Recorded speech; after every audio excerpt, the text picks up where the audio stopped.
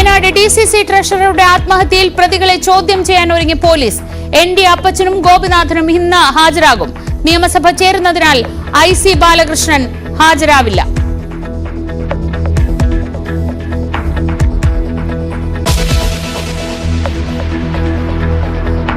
പാലക്കാട് ബ്രൂവറിയിൽ സർക്കാരിനെതിരെ നീക്കം ശക്തമാക്കാൻ പ്രതിപക്ഷം. VD സതീശനും രമേശ് ചെന്നിത്തലയും ഒന്നിച്ച് മാധ്യമങ്ങളെ കണ്ടേക്കും. പദ്ധതിയിൽ എതിർപ്പറിയിക്കാൻ എലപ്പുള്ളി പഞ്ചായത്തിന്റെ യോഗം ഇന്ന്.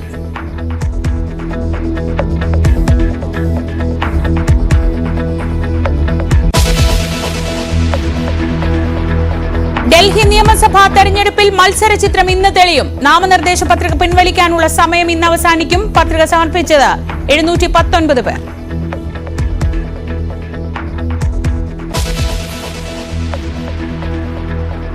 പാറശാല ഷാരോൺ രാജ് വധക്കേസിൽ ഇന്ന് കോടതി വിധി പറയും. നെയ്യാറ്റിൻകര അഡീഷണൽ സെഷൻസ് കോടതി ജഡ്ജി AM ബഷീറാണ് വിധി പറയുക. ഒന്നാം പ്രതി ഗ്രീഷ്മയ്ക്ക് വധശിക്ഷ നൽകണമെന്ന് പ്രോസിക്യൂഷൻ ആവശ്യപ്പെട്ടിരുന്നു. പ്രതിക്ക് പരമാവധി ശിക്ഷ തന്നെ ലഭിക്കുമെന്ന പ്രതീക്ഷയിലാണ് ഷാരോണിന്റെ കുടുംബമുള്ളത്. വിവരങ്ങളുമായി ഡാൻ കുര്യൻ ചേരുന്നു. ഡാൻ, ഇന്ന് രാവിലെ ഡാൻ അവരുടെ കുടുംബത്തോട് സംസാരിച്ചിരുന്നു. ഷാരോണിന്റെ സഹോദരൻ ഉൾപ്പെടെയുള്ളവർ പ്രതീക്ഷിക്കുന്നത് പരമാവധി ശിക്ഷ തന്നെയാണ്. അപ്പോഴും കോടതിയിൽ അവസാന വാദം നടക്കുമ്പോൾ ജഡ്ജി പറഞ്ഞൊരു പ്രധാനപ്പെട്ട പോയിന്റ് ഉണ്ട്. മാധ്യമങ്ങളുടെ റിപ്പോർട്ടിങ്ങിനനുസരിച്ചോ മാധ്യമങ്ങൾ പറയുന്നതിനനുസരിച്ചോ ആയിരിക്കില്ല വിധി എന്നതാണ്. അങ്ങനെയെങ്കിൽ ഗ്രീഷ്മയുടെ പ്രായം, ക്രിമിനൽ പശ്ചാത്തലമില്ലായ്മ, ഇതൊക്കെ പരിഗണിക്കാൻ എത്രത്തോളം സാധ്യതയുണ്ട്? എന്തൊക്കെയാണ് ഏറ്റവും പുതിയ വിവരങ്ങൾ?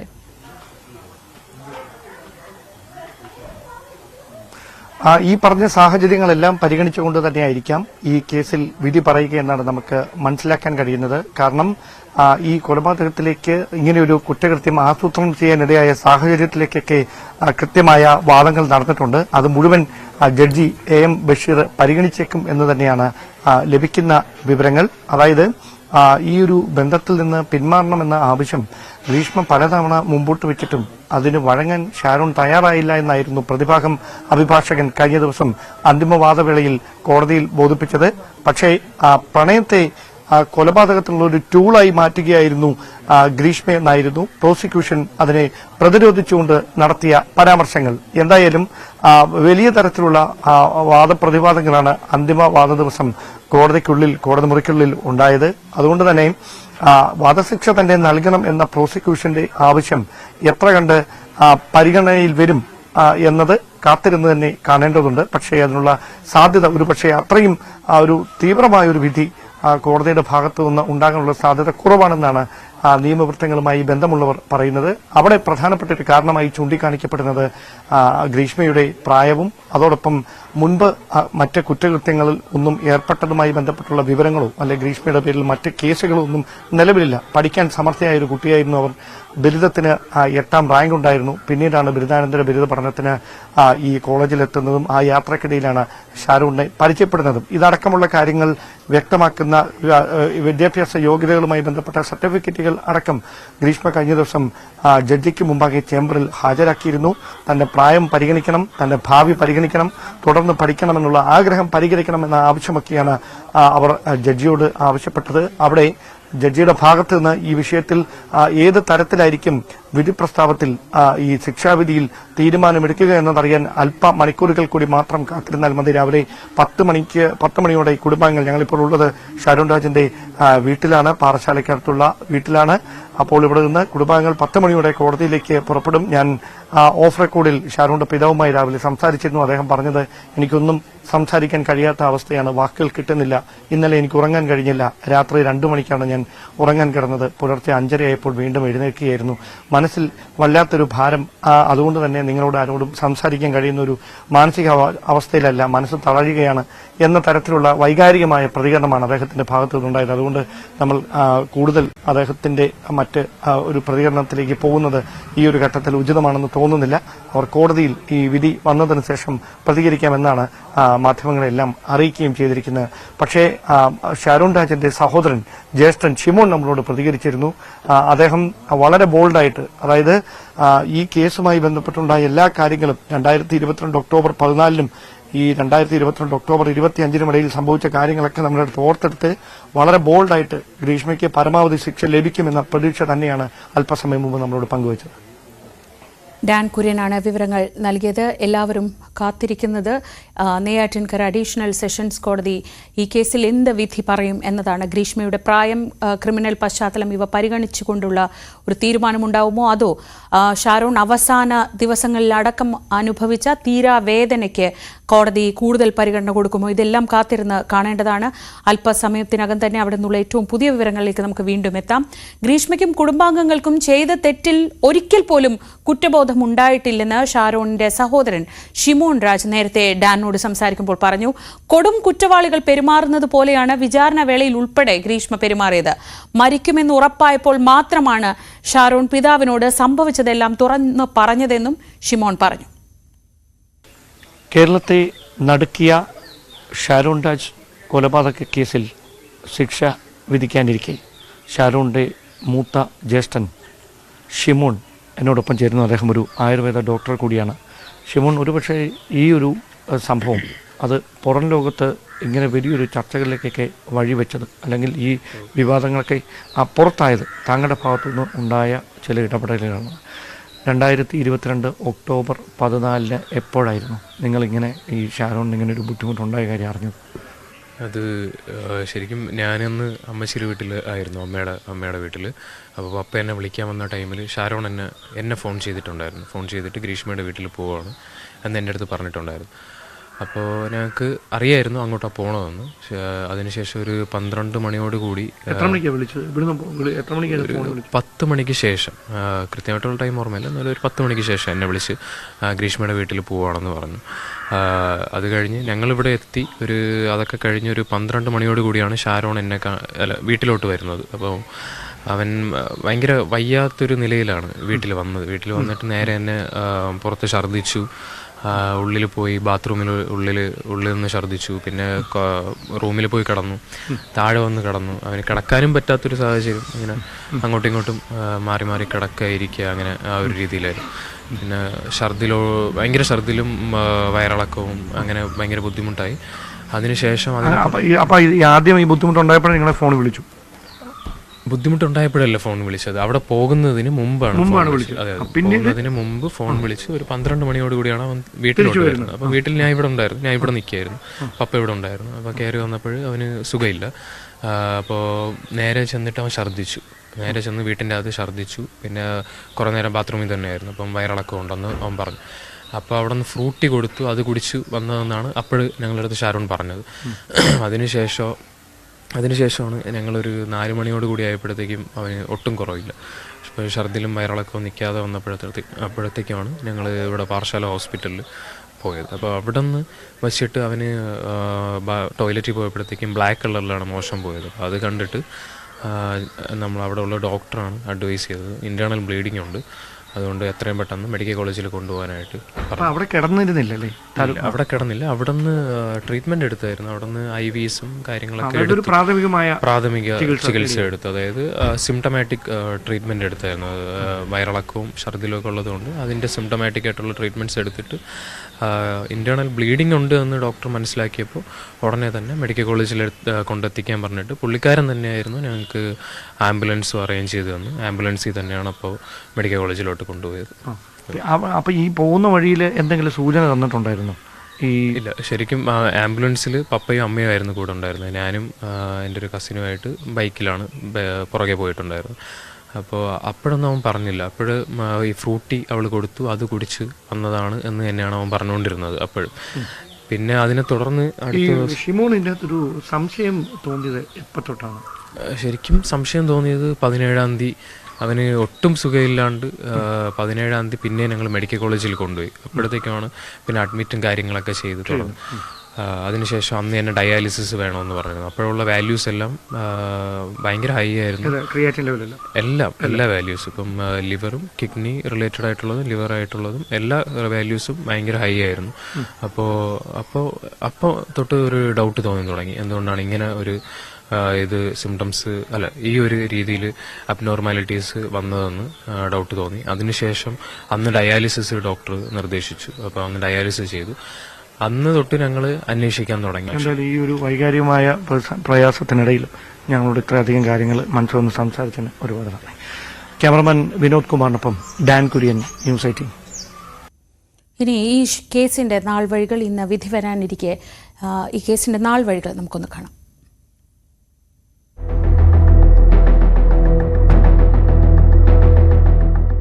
ജ്യൂസ് ചലഞ്ച്, പിന്നീട് കഷായം കുടിപ്പിക്കൽ, പലപ്പോഴായി കാമുകന്റെ ശരീരത്തിലേക്ക് വിഷം പ്രവേശിപ്പിച്ച് ഇല്ലാതാക്കാനുള്ള ശ്രമം.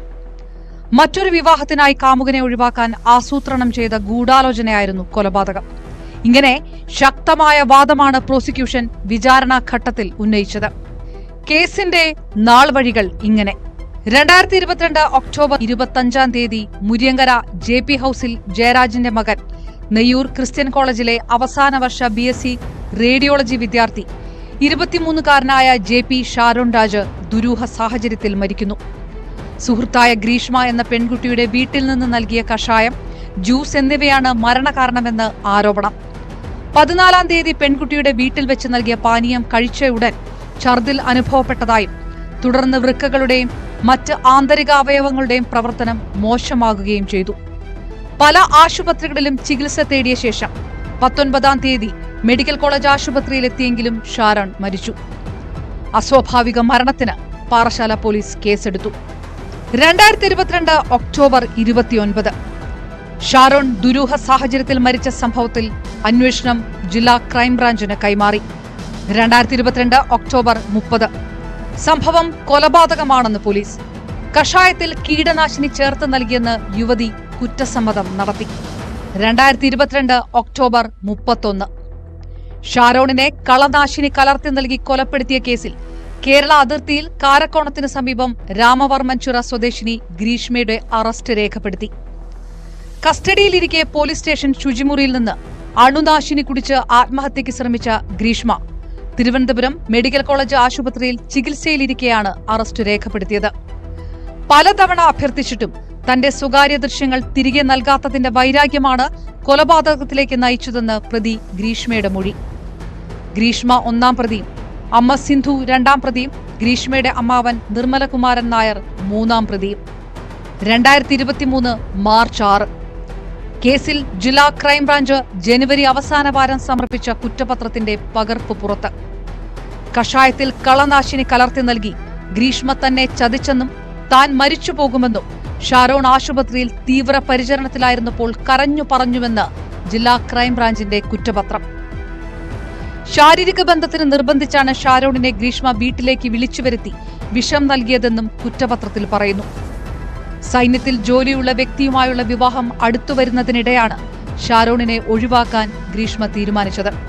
2023 ജൂൺ 2 1-ാം പ്രതി ഗ്രീഷ്മയുടെ ജാമ്യാപേക്ഷ കോടതി തള്ളി.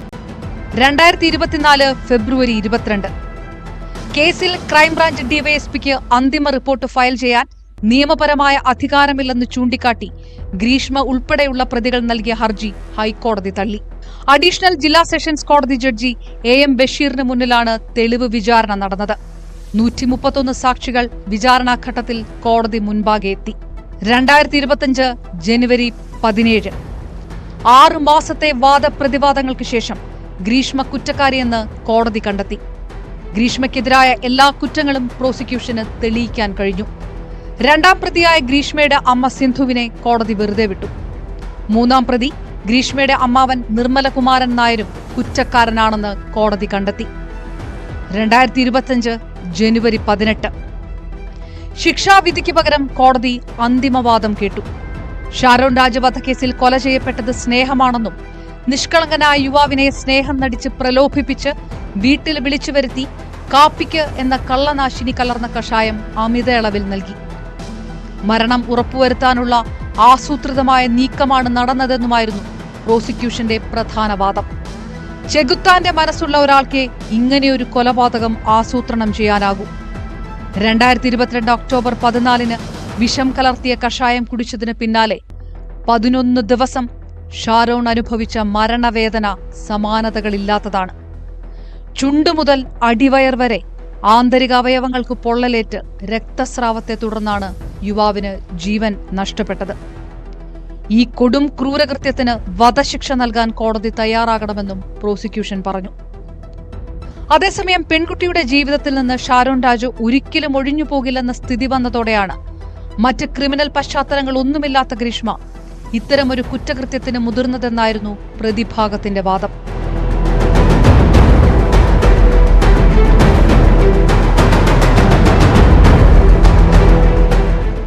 ഒരു വർഷം നീണ്ട ഗാഢമായ പ്രണയം.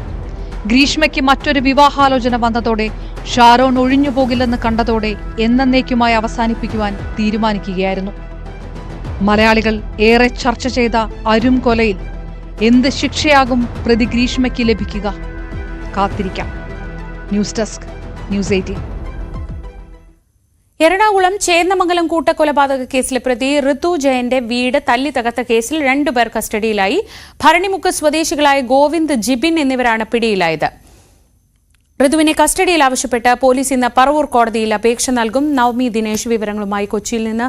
നവമി, ആദ്യം കരുതിയത് നാട്ടുകാർക്ക് സ്വാഭാവികമായും രോഷമുണ്ട്, പ്രതിഷേധമുണ്ട്, അതുകൊണ്ട് നാട്ടുകാരായിരിക്കും ഈ അക്രമം നടത്തിയതെന്നാണ് കരുതിയത്. പക്ഷേ ഇത് ഋതുവിന്റെ സുഹൃത്തും ഇപ്പോൾ ആശുപത്രിയിലുള്ള ജിതിന്റെ സുഹൃത്തും അവരാണ് ഇപ്പോൾ കസ്റ്റഡിയിലായിട്ടുള്ളത്. എന്താണ് പോലീസ് നൽകുന്ന വിവരങ്ങൾ?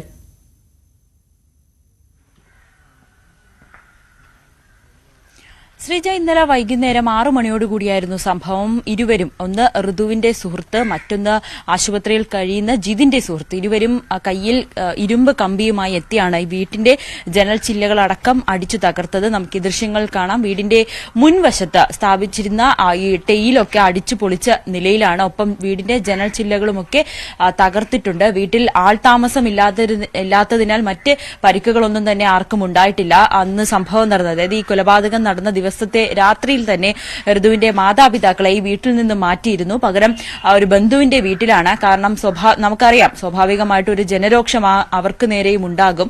അത്രയും വലിയ ക്രൂരതയാണ് ഋതു ചെയ്തത്. അപ്പൊ ആ വീട്ടിൽ ആൾതാമസം ഇല്ലാത്തത് കൊണ്ടാണ് മറ്റ് പരിക്കുകളൊന്നും തന്നെ ആർക്കും ഉണ്ടാകാഞ്ഞത്.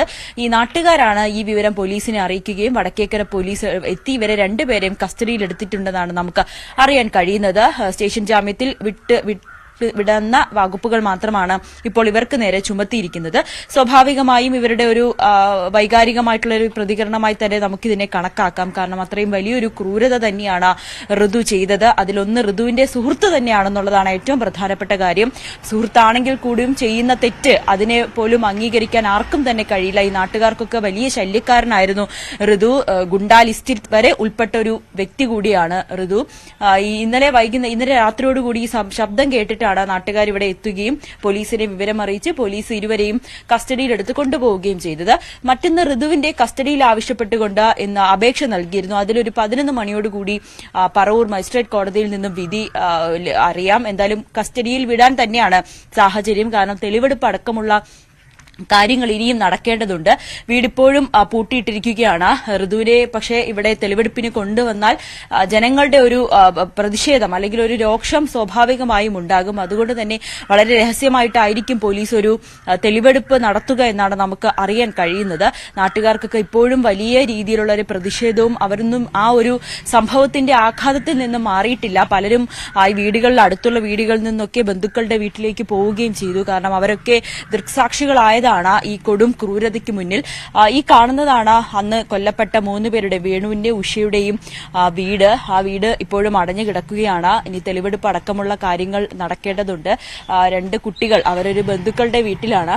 ഈ മരിച്ച ഉഷയുടെ ചേച്ചിയുടെ വീട്ടിലാണ് ഈ 2 കുട്ടികളും ഉള്ളത്. ആശുപത്രിയിൽ കഴിയുന്ന ജിതിൻ അത് അപകടനില തരണം ചെയ്തിട്ടില്ല. ശസ്ത്രക്രിയ കഴിഞ്ഞുവെങ്കിൽ പോലും മരുന്നുകളോട് പ്രതികരിക്കുന്ന ഒരു സ്ഥിതിയിലേക്ക് ജിതിൻ എത്തിയിട്ടില്ല എന്നുള്ളതാണ് ആശങ്ക ഉള്ളത്. പക്ഷെ പോലീസ് കൃത്യമായി തന്നെ ഇതിലൊരു ജിതിന് ഒരു പഴുതടച്ചൊരു അന്വേഷണം, ഋതുവിന് കൃത്യമായിട്ടുള്ള ശിക്ഷ വാങ്ങി നൽകുക എന്നൊരു തീരുമാനത്തിൽ തന്നെയാണ് പോലീസും എത്തിയിരിക്കുന്നത്. ഇന്നലെ റൂറൽ SP വൈഭവ് സക്സേനയെ കണ്ടപ്പോൾ തന്നെ അദ്ദേഹം പറഞ്ഞത്, യാതൊരു ദാക്ഷിണ്യവും കൂടാതെ പ്രതിക്ക് കൃത്യമായിട്ടുള്ള ശിക്ഷ വാങ്ങി നൽകുന്നതിന് വേണ്ടിയിട്ടുള്ള എല്ലാ കാര്യങ്ങളും പോലീസ് അന്വേഷണമൊക്കെ തുടർന്നുകൊണ്ടിരിക്കുകയാണ്. എത്രയും വേഗം കുറ്റപത്രം സമർപ്പിക്കുവാനും പോലീസ് തീരുമാനിച്ചിട്ടുണ്ടെന്ന് കൂടി അറിയിക്കുന്നുണ്ട്. ശ്രീജ. നവമി, മറ്റൊരു പ്രധാനപ്പെട്ട വാർത്ത ഇന്ന് കൊച്ചിയിൽ നിന്ന് വരാനുള്ളത് ഈ കൂത്താട്ടുകുളത്ത് കൗൺസിലറെ തട്ടിക്കൊണ്ടുപോയതുമായി ബന്ധപ്പെട്ടാണ്. ഇപ്പോൾ രഹസ്യമൊഴി രേഖപ്പെടുത്തണമെന്നാവശ്യപ്പെട്ട് നഗരസഭാ കൗൺസിലർ കലാരാജു കോടതിയിൽ അപേക്ഷ നൽകാൻ പോവുകയാണെന്ന് അറിയുന്നു. എന്തുകൊണ്ടാണ് ഇതിൽ 4 പരാതികൾ ഉണ്ടായിട്ടും ഒരു നടപടി പോലും ഇതുവരെയും ഇല്ലാത്തത്? പോലീസിന്റെ ഭാഗത്ത് നിന്ന് എന്തെങ്കിലും വിശദീകരണമുണ്ടോ?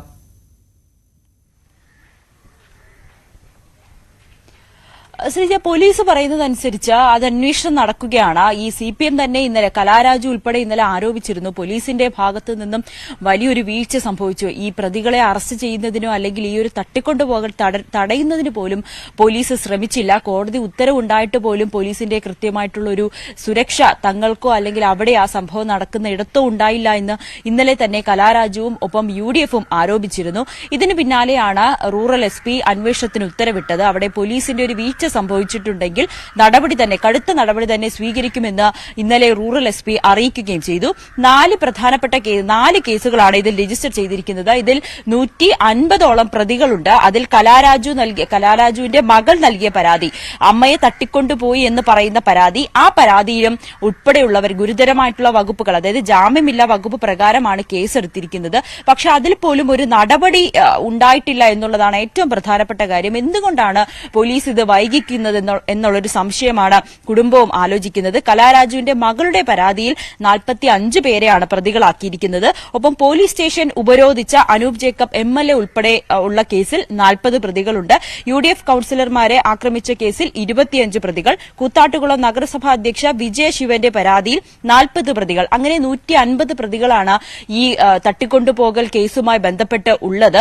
അതിൽ 4 കേസുകളിൽ 150 പ്രതികൾ. ഇതിലൊന്നും പോലീസിന്റേതായിട്ടുള്ള നടപടിയൊന്നും ഉണ്ടായിട്ടില്ല. ഇന്ന് എന്തായാലും 11 മണിയോടുകൂടി CPM ഒരു വിശദീകരണം ഇന്ന് ഉണ്ടാകുമെന്നാണ് നമുക്ക് അറിയാൻ സാധിക്കുന്നത്. ഒപ്പം UDF-ന്റെ ഒരു പ്രതിഷേധം കൂത്താട്ടുകുളത്തും ഉണ്ടാകുമെന്നാണ് മനസ്സിലാക്കുന്നത്. എന്തായാലും ഇന്നെങ്കിലും പോലീസ് ഇതിലൊരു തുടർ നടപടി എടുക്കും എന്ന് തന്നെ പ്രതീക്ഷിക്കാം. കലാരാജു എന്തായാലും ഇന്ന് രഹസ്യമൊഴി നൽകാൻ തീരുമാനിച്ചിരിക്കുകയാണ്. പോലീസിന്റെ നടപടിയൊന്നും കൃത്യമായി മുന്നോട്ട് പോകുന്നില്ല എന്നുള്ളൊരു ആക്ഷേപം കൂടി UDF-ഉം കലാരാജുവും ഉന്നയിക്കുന്നുണ്ട്. പക്ഷേ CPM പറയുന്നത് അതൊരു തട്ടിക്കൊണ്ടുപോകലല്ല, കലാരാജുവിന്റെ അനുമതിയോടുകൂടിയാണ് സംസാരിക്കുന്നതിനു വേണ്ടി, ഈ ഒരു അവിശ്വാസ പ്രമേയവുമായി ബന്ധപ്പെട്ട് സംസാരിക്കുന്നതിന് വേണ്ടിയിട്ടാണ് കൊണ്ടുപോയത്.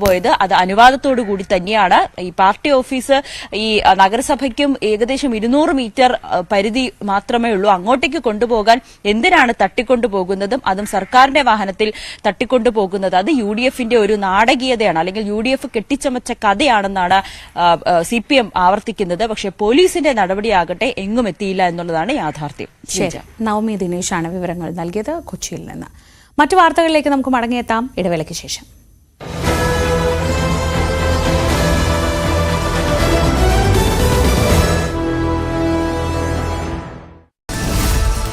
ഗസയിൽ വെടിനിർത്തൽ കരാർ പ്രാബല്യത്തിൽ. 3 ബന്ദികളെ മോചിപ്പിച്ച് ഹമാസ്. സാങ്കേതിക കാരണങ്ങൾ കൊണ്ടാണ് വെടിനിർത്തൽ വൈകിയതെന്ന് ഹമാസ്. കരാർ പ്രാബല്യത്തിൽ വന്നതിന് തൊട്ടു പിന്നാലെ ഇസ്രയേൽ ദേശീയ സുരക്ഷാ മന്ത്രി രാജിവെച്ചു. വെടിനിർത്തൽ പ്രാബല്യത്തിൽ വരും മുൻപ് ഗസയിൽ വ്യോമാക്രമണം നടത്തി ഇസ്രയേൽ. ആക്രമണത്തിൽ കൊല്ലപ്പെട്ടത് 8 പേർ. ഹമാസിനെ രൂക്ഷമായി വിമർശിച്ച് ബെഞ്ചമിൻ നെതന്യാഹു. ഉത്തർപ്രദേശിലെ പ്രയാഗ്രാജിൽ നടക്കുന്ന മഹാകുംഭമേളയ്ക്കിടെ വൻ തീപിടുത്തം. തീർത്ഥാടകർ താമസിക്കുന്ന ടെന്റിലാണ് തീപിടുത്തമുണ്ടായത്. പാചകവാതക സിലിണ്ടർ പൊട്ടിത്തെറിച്ചാണ് തീ പടർന്നതെന്ന് പ്രാഥമിക നിഗമനം. ആളപായം റിപ്പോർട്ട് ചെയ്തിട്ടില്ല. പ്രസംഗത്തിന്റെ പേരിൽ പ്രതിപക്ഷ നേതാവ് രാഹുൽ ഗാന്ധിക്കെതിരെ വീണ്ടും കേസ്. ഇന്ത്യൻ ഭരണകൂടത്തിനെതിരായി പോരാടുകയാണെന്ന പരാമർശത്തിൽ FIR ഇട്ടു. അസമിലെ ഗുവാഹത്തിയിലെ പാൻ ബസാർ പോലീസ് സ്റ്റേഷനാണ് കേസെടുത്തിരിക്കുന്നത്. രാഷ്ട്രീയ കാര്യസമിതിയിൽ KPCC അധ്യക്ഷൻ K സുധാകരനും പ്രതിപക്ഷ നേതാവ് VD സതീശനും വിമർശനം. ഇരു നേതാക്കളും തമ്മിലുള്ള തർക്കം അവസാനിപ്പിക്കണമെന്ന് നേതാക്കൾ. പാർട്ടിയിൽ ഐക്യം വേണമെന്ന് മുതിർന്ന നേതാവ് രമേശ് ചെന്നിത്തലയും. രാഷ്ട്രീയ കാര്യസമിതി മാറ്റിവച്ചതും സതീശൻ KPCC നേതൃയോഗത്തിൽ പങ്കെടുക്കാത്തതിലും വിമർശനം. മുഖ്യമന്ത്രി സ്ഥാന ചർച്ച ഇപ്പോൾ പാടില്ലെന്ന് മുതിർന്ന നേതാവ് PJ കുര്യൻ. PV അൻവറിന്റെ UDF പ്രവേശനത്തിൽ കൂട്ടായ തീരുമാനം വേണമെന്ന് ആവശ്യം. റൂവറി ഭൂഗർഭജലം ഊറ്റിയെടുക്കുന്നതിന് വേണ്ടിയുള്ള പദ്ധതിയെന്ന് VD സതീശൻ. അധികൃതരെ പറ്റിച്ചാണ് ഭൂമി വാങ്ങിയതെന്നും ആവശ്യത്തിന് വെള്ളമില്ലാത്ത പാലക്കാട് എവിടെ നിന്നാണ് ഈ കമ്പനിക്ക് വെള്ളം കൊടുക്കാൻ പോകുന്നതെന്നും VD സതീശൻ ചോദിച്ചു. കമ്പനിയുടെ ഫയൽ 3 മാസം രഹസ്യമായി വെച്ചു. ഷെയ്ഡി കമ്പനിക്ക് അനുമതി നൽകിയതിന് പിന്നിൽ അഴിമതിയാണെന്നും സതീശൻ. കലൂരിലെ നൃത്ത പരിപാടിക്കിടെ അപകടത്തിൽ പരിക്കേറ്റ് ചികിത്സയിൽ കഴിയുന്ന ഉമാ തോമസ് MLA സന്ദർശിച്ച് ഗവർണർ രാജേന്ദ്ര വിശ്വനാഥ് ആർലേക്കർ. ആശുപത്രിയിൽ നേരിട്ടെത്തി സുഖവിവരങ്ങൾ അന്വേഷിച്ചു. KSAയെ പ്രത്യക്ഷത്തിൽ തള്ളാതെ സഞ്ജു സാംസന്റെ പിതാവ് സാംസൺ വിശ്വനാഥൻ. സഞ്ജുവിനെതിരെയുള്ള നീക്കം ചില കൃമികളുടെ ഭാഗത്തു നിന്നുണ്ടായത്. ഞാനും എന്റെ മക്കളും KCAയോട് ഒരു തെറ്റും ചെയ്തിട്ടില്ലെന്നും സഞ്ജുവിനെ വളർത്തിയത് KCA ആണെന്നും സാംസൺ. തന്നെ തട്ടിക്കൊണ്ടുപോയ CPM പ്രവർത്തകർക്കെതിരെ സ്ത്രീത്വത്തെ അപമാനിച്ചതിനടക്കം കേസെടുക്കണമെന്ന് കൂത്താട്ടുകുളം നഗരസഭാ കൌൺസിലർ കലാരാജു. തനിക്ക് കേൾക്കേണ്ടി വന്ന ശാരീരിക മാനസിക പീഡനങ്ങൾക്ക് പോലീസിൽ പരാതി നൽകി. കൂത്താട്ടുകുളത്ത് കൌൺസിലറെ തട്ടിക്കൊണ്ടുപോയ കേസിൽ LDF UDF നേതാക്കൾക്കെതിരെ കേസെടുത്ത് പോലീസ്. CPM area secretary, municipality chairperson, vice chairman അടക്കം കണ്ടാലറിയാവുന്ന 45 പേർക്കെതിരെയാണ് കേസ്. പോലീസ് സ്റ്റേഷൻ ഉപരോധിച്ചതിൽ അനൂപ് ജേക്കബിനെതിരെയും കേസ്. കൌൺസിലർ കലാരാജുവിനെ തട്ടിക്കൊണ്ടുപോയ സംഭവത്തിൽ മൂവാറ്റുപുഴ DYSPക്കെതിരെയും അന്വേഷണം. അഡീഷണൽ SPയോട് അന്വേഷിച്ച് റിപ്പോർട്ട് നൽകാൻ നിർദ്ദേശം.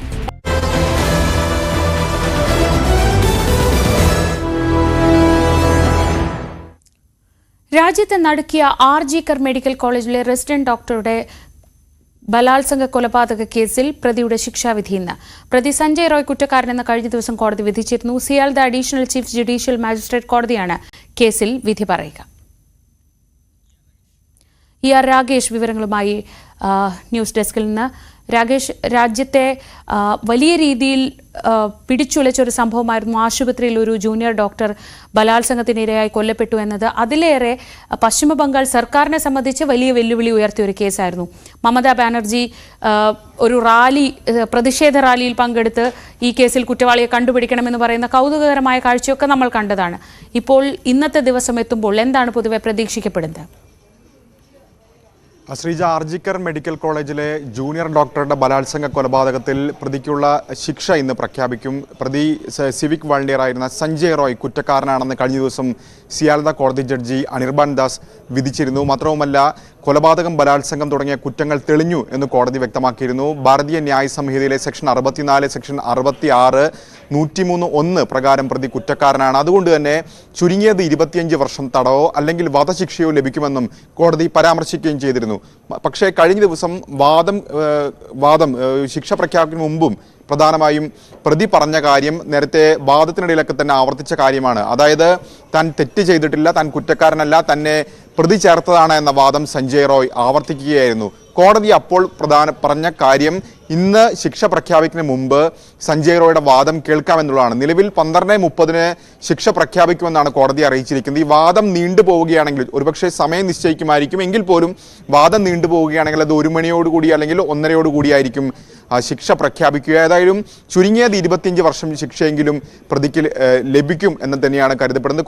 കോടതി അത്തരം സൂചന തന്നെയാണ് നൽകുകയും ചെയ്തിട്ടുള്ളത്. ഏതായാലും വലിയ പ്രതിഷേധത്തിന് ഒരുപക്ഷെ ഇന്ന് സാധ്യതയുണ്ട്. കാരണം കഴിഞ്ഞ ദിവസങ്ങളിലൊക്കെ തന്നെ വിധി പ്രഖ്യാപിക്കുന്ന ദിവസം കോടതിക്ക് പുറത്ത് വിവിധ രാഷ്ട്രീയ കക്ഷി നേതാക്കൾ, സാമൂഹ്യ പ്രവർത്തകർ തുടങ്ങി നിരവധി പേർ തടിച്ചുകൂടിയിരുന്നു. ഇവർ ഉന്നയിച്ചിരുന്ന പ്രധാനപ്പെട്ട ആവശ്യം വധശിക്ഷ തന്നെ നൽകണമെന്നുള്ളതായിരുന്നു. അപ്പോൾ എന്തായിരിക്കും കോടതി പ്രഖ്യാപിക്കുക എന്നറിയാൻ വേണ്ടി നിരവധി പേർ കോടതി പരിസരത്ത് ഒത്തുകൂടാനുള്ള സാധ്യത നിലവിലുണ്ട്. ഏതായാലും സർക്കാരിനെ സംബന്ധിച്ചും ഈ കേസ് ഏറെ നിർണായകമാണ്. രാഷ്ട്രീയമായി മമതാ ബാനർജിക്ക് വലിയ പ്രതിരോധം ഉണ്ടാക്കിയ കേസാണ്. അവരുടെ രാഷ്ട്രീയ ജീവിതത്തിൽ, അവരുടെ മുഖ്യമന്ത്രി എന്ന നിലയിൽ അവർക്ക് വലിയ പ്രതിരോധത്തിലായ സംഭവമാണ്. ഏതായാലും തൃണമൂൽ കോൺഗ്രസ് കഴിഞ്ഞ ദിവസമൊക്കെ തന്നെ കേസന്വേഷണത്തെ ശരിയായ ദിശയിലാണെന്ന് തെളിയിക്കുന്നതാണ് കോടതി വിധി എന്ന പരാമർശമാണ് അന്ന് വിധി പുറത്തു വന്ന ഉടൻ തന്നെ പ്രതികരിച്ചത്. കാരണം വലിയ പ്രതിഷേധങ്ങൾ ഈ സംഭവവുമായി ബന്ധപ്പെട്ടുകൊണ്ട് കൊൽക്കത്തയിൽ അരങ്ങേറിയിരുന്നു. അത് രാഷ്ട്രീയമാണ് എന്ന വാദം ഇപ്പോൾ തൃണമൂൽ ആവർത്തിക്കുകയും ചെയ്തിട്ടുണ്ട്. ശ്രീജ, രാഗേഷാണ് വിവരങ്ങൾ നൽകിയത് നാഷണൽ ഡെസ്കിൽ നിന്ന്. മറ്റൊരു വാർത്തയിലേക്ക്. വയനാട് DCC ട്രഷറർ NM വിജയന്റെ ആത്മഹത്യയിൽ കോൺഗ്രസ് നേതാക്കളെ ഇന്ന് ചോദ്യം ചെയ്യും. DCC അധ്യക്ഷൻ ND അപ്പച്ചൻ, KK ഗോപിനാഥൻ എന്നിവരാണ് ഇന്ന് ചോദ്യം ചെയ്യലിന് ഹാജരാവുക. വിവരങ്ങളുമായി MS അനീഷ് കുമാർ. അനീഷ്, ഈ കേസിൽ ഒരുപാട് കാര്യങ്ങൾ ഇനിയും പുറത്തു വരാനുണ്ട്. പാർട്ടിക്ക് ഈ ആത്മഹത്യയിലേക്ക് നയിച്ച സാമ്പത്തിക ഇടപാടുമായിട്ടുള്ള ബന്ധം, അങ്ങനെ ഒരുപാട് കാര്യങ്ങളുണ്ട്. അതുകൊണ്ട് തന്നെ ചോദ്യം ചെയ്യൽ നിർണായകമാണ്. എപ്പോഴാണ് ചോദ്യം ചെയ്യൽ ആരംഭിക്കുക? എന്തൊക്കെയാണ് വിവരങ്ങൾ? ശ്രീജ, ഈ വിഷയവുമായി ബന്ധപ്പെട്ട് സമഗ്രമായ അന്വേഷണം ആവശ്യമാണ് എന്നാണ് പ്രോസിക്യൂഷൻ കോടതിയിൽ വാദിച്ചത്. പ്രതികൾ രാഷ്ട്രീയമായ സ്വാധീനം ഉള്ളവരാണ്, സാക്ഷികളടക്കം സ്വാധീനിക്കാൻ ശേഷിയുള്ളവരുമാണ്. അതുകൊണ്ട് പ്രതികൾ പുറത്തു നിൽക്കുന്നത് അല്ലെങ്കിൽ ഈ അറസ്റ്റ് ചെയ്യാതെ ചോദ്യം ചെയ്യുന്നത് ആ കേസിനെ ദോഷപരമായി ബാധിക്കും എന്ന് വാദിക്കുകയും ചെയ്തു. പക്ഷേ ആ വാദങ്ങൾ തള്ളിയാണ് കോടതി മുൻകൂർ ജാമ്യം അനുവദിച്ചത്.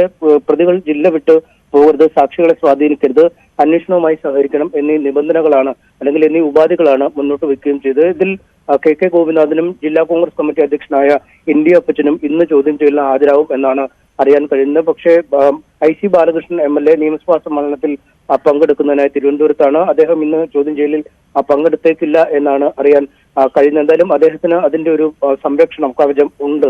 നിയമസഭാ സമ്മേളനം നടക്കുന്ന സമയമായതുകൊണ്ട് തന്നെ കോടതിയിൽ വാദിച്ചത് തങ്ങൾക്ക് ആർക്കും ഈ കേസുമായി നേരിട്ട് ബന്ധമില്ല. ആത്മഹത്യാക്കുറിപ്പിൽ പറയുന്ന കാര്യങ്ങൾ അടിസ്ഥാനരഹിതമാണ്. ബാങ്ക് തെരഞ്ഞെടുപ്പുമായി അല്ലെങ്കിൽ ബാങ്കിലെ നിയമനവുമായി ബന്ധപ്പെട്ട് ചില ക്രമക്കേടുകൾ നടന്നിട്ടുണ്ട്, അതിൽ തങ്ങൾക്ക് പങ്കില്ല എന്ന വാദമാണ് അവർ മുന്നോട്ട് വയ്ക്കുന്നത്. എന്നാൽ പ്രോസിക്യൂഷൻ പറയുന്നത് ആത്മഹത്യാക്കുറിപ്പിൽ വ്യക്തമായി ഈ നേതാക്കളുടെ പേരുകൾ പറഞ്ഞിരിക്കുന്നു. ഒപ്പം സമഗ്രമായി അന്വേഷണം നടത്തേണ്ട ഒരു കുംഭകോണം തന്നെയാണ് ഈ ബാങ്കിലെ നിയമന തട്ടിപ്പുമായി ബന്ധപ്പെട്ട് നടന്നിരിക്കുന്നതെന്ന ആവശ്യവും മുന്നോട്ട് വയ്ക്കുകയും ചെയ്തു. എന്തായാലും 2 ദിവസമാണ് വിശദമായ വാദപ്രതിവാദങ്ങൾ ഇതുമായി ബന്ധപ്പെട്ട് നടക്കുകയും ചെയ്ത് ഒടുവിൽ മുൻകൂർ ജാമ്യ ഹർജി അനുവദിക്കുകയായിരുന്നു. എന്തായാലും കോൺഗ്രസ് നേതാക്കളെ സംബന്ധിച്ചിടത്തോളം വലിയ ആശ്വാസമാണ് ഈ മുൻകൂർ ജാമ്യ ഹർജി അനുവദിച്ചത്. അതായത് അറസ്റ്റ് രേഖപ്പെടുത്തിയാൽ പോലും ജാമ്യത്തിൽ വിട്ടയക്കണം, ഒപ്പം അനിശ്ചിതമായി തടവിൽ കഴിയുന്ന അടക്കമുള്ള ഒരു വെല്ലുവിളി ഒഴിവാക്കുകയും ചെയ്തിരിക്കുന്നു. നിയമ നടപടികളോട് പൂർണ്ണമായി സഹകരിക്കുമെന്നാണ് കോൺഗ്രസ് നേതാക്കൾ അറിയിച്ചിരിക്കുന്നത്. ഏതായാലും 2 നേതാക്കൾ വൈകാതെ ND അപ്പച്ചനും കെ ഗോപിനാഥും അന്വേഷണ സംഘത്തിന് മുമ്പാകെ എത്തുമെന്നാണ് നമുക്ക് അറിയാൻ കഴിയുന്നത്. MS അനീഷ് കുമാറാണ് വിവരങ്ങൾ നൽകിയത്. മറ്റൊരു പ്രധാനപ്പെട്ട വാർത്തയിലേക്ക്. ലൈംഗികാതിക്രമ കേസിൽ SIക്കെതിരെ നടപടി. തിരുവനന്തപുരം തുമ്പ സ്റ്റേഷനിലെ SI G ഷിബുവിനെയാണ് സസ്പെൻഡ് ചെയ്തത്. തിരുവനന്തപുരം മ്യൂസിയം പരിസരത്ത് വെച്ച് തമിഴ്നാട് സ്വദേശിയായ സ്ത്രീയെ കടന്നു പിടിച്ചു എന്നതാണ് കേസ്. വിവരങ്ങളുമായി VV വിനോദ് അല്പസമയത്തിനകം ചേരും. തമിഴ്നാട് സ്വദേശിയായ സ്ത്രീയെ മ്യൂസിയം പരിസരത്ത് വെച്ച് കടന്നു പിടിച്ചു എന്നതാണ് പരാതി. ഈ കേസിലാണിപ്പോൾ തുമ്പ സ്റ്റേഷനിലെ SI G ഷിബുവിനെ സസ്പെൻഡ് ചെയ്തിരിക്കുന്നത്. ഡ്യൂട്ടി കഴിഞ്ഞ് മടങ്ങും വഴി ഈ തമിഴ്നാട് സ്വദേശിക്ക് നേരെ അതിക്രമം കാണിച്ചു എന്നാണ് പരാതി. VV വിനോദ് വിവരങ്ങളുമായി. വിനോദ്, ഇതിപ്പം രാവിലെ തൊട്ട് ഞാൻ ഒരുപാട് വാർത്തയിലായി ഞെട്ടിക്കുന്ന എന്ന് പറയുന്നു. ഇതിപ്പോ തിരുവനന്തപുരത്ത് നിയമം നടപ്പാക്കേണ്ട, ആളുകൾക്ക് സുരക്ഷിതത്വം ഉറപ്പാക്കേണ്ട ഒരാൾക്കെതിരെയാണ് ഇങ്ങനെ ഒരു പരാതിയും നടപടിയും വന്നിട്ടുള്ളത്. എന്താണ് ഈ സംഭവത്തെക്കുറിച്ച് നമുക്ക് അറിയാൻ കഴിയുന്നത്? തിരുവനന്തപുരം നഗരത്തിൽ പല ഘട്ടങ്ങളിലായി സ്ത്രീകൾക്കെതിരെയുള്ള അതിക്രമം ഉണ്ടായിട്ടുണ്ട്. അത് വലിയ ചർച്ചയാവുകയും ചെയ്തു. പക്ഷെ ഇപ്പോൾ ഒരു പോലീസ് ഉദ്യോഗസ്ഥൻ തന്നെ സ്ത്രീക്കെതിരെ അപമര്യാദയെ പെരുമാറുകയും അതിന്റെ പേരിൽ സസ്പെൻഷനിലാവുകയും ചെയ്തിരിക്കുന്നു. കഴിഞ്ഞ ദിവസമായിരുന്ന സംഭവം. തുമ്പ സ്റ്റേഷനിലെ SI ആണ് G ഷിബു എന്നാണ് ഈ SIയുടെ പേര്. ഡ്യൂട്ടി കഴിഞ്ഞ് മടങ്ങും വഴി മ്യൂസിയം പരിസരത്ത് വെച്ച് തമിഴ്നാട് മധുര സ്വദേശിയായ സ്ത്രീയെ കടന്നുപിടിച്ചു എന്നാണ് പരാതി. ഈ പരാതി പോലീസിന് മുന്നിൽ വന്നതോടുകൂടി തന്നെ മ്യൂസിയം പോലീസ് ഇടപെട്ടു. തുടർന്നാണ് ഈ അന്വേഷണം നടന്നത്. പ്രതിയുടെ അറസ്റ്റ് രേഖപ്പെടുത്തി തുടർന്ന് അന്വേഷണം നടത്തി. അതിന് പിന്നാലെ തന്നെ സസ്പെൻഷൻ നടപടി തീരുമാനിക്കുകയായിരുന്നു. ഷിബുവിനെ സസ്പെൻഡ് ചെയ്തുള്ള ഉത്തരവ് പുറത്തിറങ്ങുകയും ചെയ്തു. ശ്രീജ പറഞ്ഞതുപോലെ തന്നെ ആളുകളുടെ ജീവനും സ്വത്തിനുമൊക്കെ സംരക്ഷണം നൽകേണ്ട ആളുകളാണ്.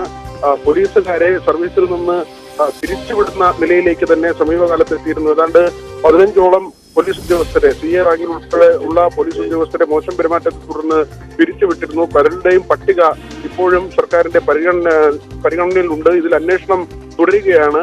കൂടുതൽ പോലീസുകാർ സർവീസിൽ നിന്ന് പുറത്തു പോകുന്ന സാഹചര്യമുണ്ട്. ഗുണ്ടാബന്ധത്തെ തുടർന്നൊക്കെ DYSP ഉൾപ്പെടെ സസ്പെൻഷനിലായ സാഹചര്യമുണ്ട്.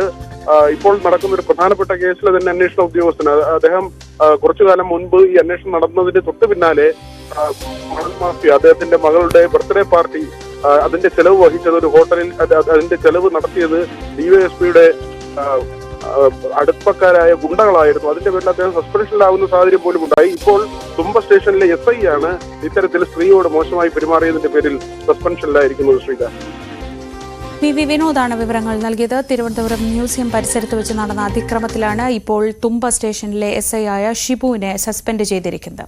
മറ്റു വാർത്തകളിലേക്ക്. ഇനി വീണ്ടും ട്രംപ് കാലം.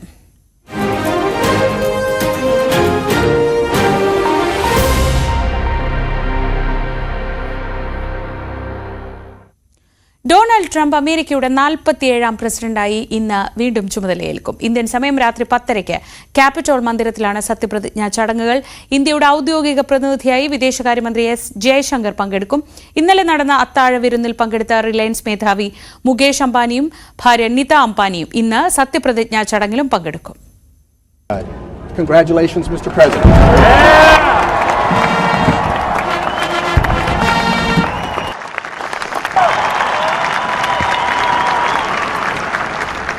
പറഞ്ഞ വാക്കു പാലിച്ച് ലോകത്തിന് മുന്നിൽ അഭിമാനത്തോടെയാണ് ഡൊണാൾഡ് ട്രംപ് ഇന്ന് അധികാരമേൽക്കുന്നത്.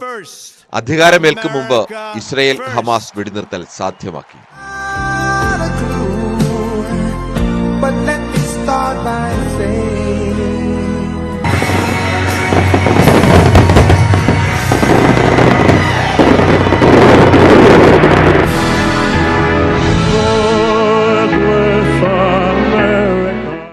ഇടവേളയ്ക്ക് ശേഷം പ്രസിഡന്റ് സ്ഥാനത്തേക്ക് മടങ്ങാനായ ആദ്യ അമേരിക്കൻ പ്രസിഡന്റ്.